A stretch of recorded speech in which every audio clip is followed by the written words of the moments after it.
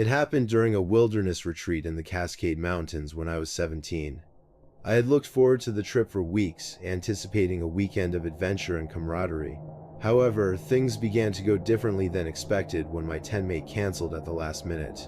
That left me to set up and sleep in a tent alone, a challenge I hadn't considered daunting until the reality of isolation set in.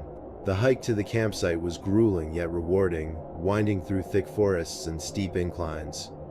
By the time we reached our destination, the sun had already begun to dip behind the towering peaks.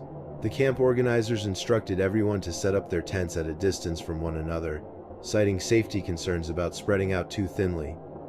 It seemed counterintuitive but wasn't worth questioning.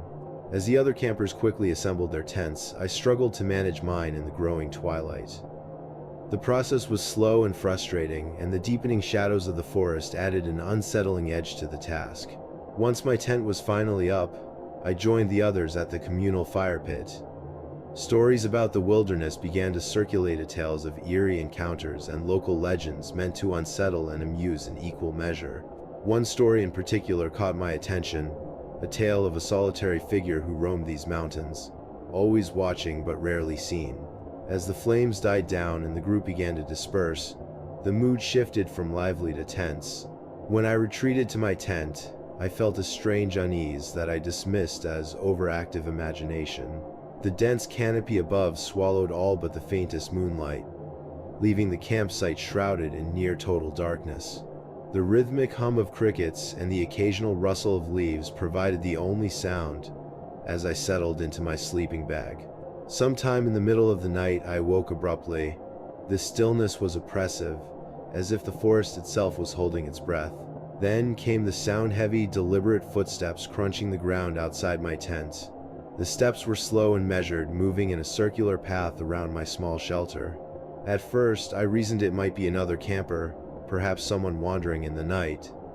But the sound persisted, never moving farther away. The deliberate nature of the footsteps felt too purposeful to be random wandering. The crunching gravel and snapping twigs echoed in the silence, amplifying my growing unease.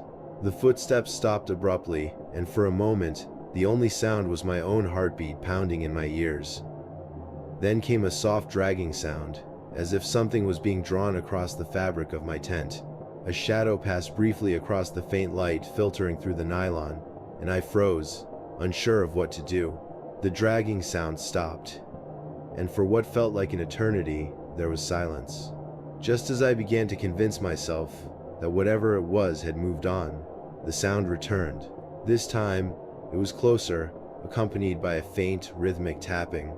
The shadows outside shifted again, longer and more defined, suggesting something or someone was standing just beyond the thin barrier of fabric.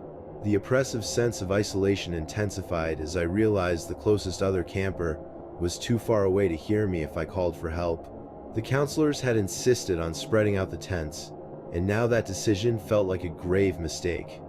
I could feel the faint vibrations of movement through the ground, each shift of weight unmistakable. The footsteps resumed their slow, deliberate circling. Occasionally they would pause, and I imagined whoever or whatever was out there leaning in, perhaps listening or observing. The sense of being watched became overwhelming. My flashlight lay within arm's reach, but I couldn't bring myself to move, afraid any sound or light would draw the attention of the intruder. Minutes passed like hours. Then came the unmistakable sound of something pressing against the tent's wall. The faint outline of a hand appeared, the fingers splayed wide, distorting the thin material. It lingered there, unmoving, as if testing the barrier. I was paralyzed with fear, unsure of what to do next. The isolation of the mountains, the distance from the others, and the oppressive darkness all conspired to make any action feel futile. The figure outside seemed to sense this, its presence heavy and unnerving. The night stretched on endlessly, and I remained frozen, waiting for the intruder to leave or for dawn to bring safety.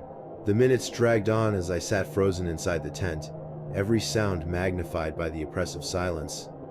The hand pressed against the fabric didn't move for what felt like an eternity. My breathing was shallow, and every instinct screamed for me to stay still. The idea of confronting whatever was outside seemed unthinkable.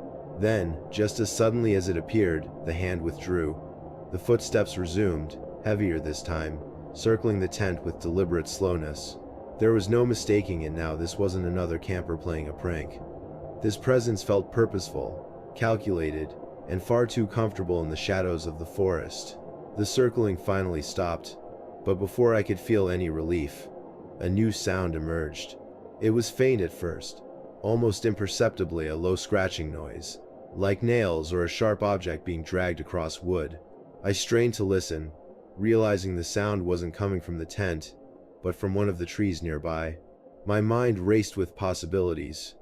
Was this intruder leaving a mark, a sign of their presence?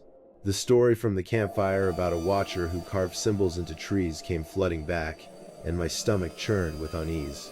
Time felt distorted, and the scratching sound eventually stopped. I dared not move, my body tense and aching from remaining in one position for so long. The silence that followed was suffocating, and the absence of movement outside only deepened the dread. Was the intruder still there, watching and waiting, or had they finally left? The hours crawled by, and eventually the faint gray light of dawn began to filter through the trees. The forest seemed to awaken slowly, with the chirping of birds breaking the stillness. It was only then that I allowed myself to breathe more deeply, the tension in my chest easing slightly. With the daylight offering a sliver of courage, I unzipped the tent cautiously and stepped outside. The campsite was eerily quiet, and a light mist hung in the air, softening the harsh outlines of the trees. My eyes darted around, scanning for any sign of the intruder. What I saw sent a fresh wave of fear through me. The ground around my tent was covered in footprints, large, deep impressions that circled repeatedly. The tracks weren't from boots or shoes. They were strange, almost claw-like, with long, narrow indentations that didn't resemble anything familiar. My gaze shifted to one of the nearby trees, and my breath caught in my throat. Carved into the bark was a symbol, a crude, jagged shape that looked like a distorted eye. The grooves were fresh, the raw wood beneath the bark standing out starkly against the tree's dark surface. The realization hit me hard. Whoever or whatever had been outside my tent had left this mark deliberately, as if to make their presence known. The other campers began to stir, their voices breaking the eerie silence as they emerged from their tents. I considered telling one of the counselors but hesitated. How could I explain what I had seen without sounding paranoid or crazy? Instead, I quickly packed up my belongings, eager to put as much distance between myself and the campsite as possible. As the group prepared to leave, I couldn't shake the feeling of being watched. The forest seemed alive with unseen eyes, every rustle of leaves and crack of twigs sending my heart racing. Even as we hiked back to the trailhead, the sense of unease lingered. The story didn't end there. A week after returning home, I found myself unable to sleep, the memories of that night replaying in my mind. In a moment of restless curiosity, I searched online for stories about the Cascade Mountains, hoping to find an explanation for the strange events. What I found only deepened the mystery. Reports of hikers encountering an unknown figure in the area were scattered across forums and blogs. Some described hearing footsteps or finding strange carvings on trees, while others claimed to have seen a tall, shadowy figure watching them from a distance.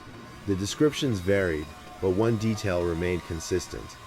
The figure always left behind a Marcus symbol resembling an eye. I haven't been camping since that night. The carved symbol, the footprints, and the oppressive sense of being watched remain etched in my memory. Even now, I can't shake the feeling that whatever was out there might still be watching, waiting for its next visitor.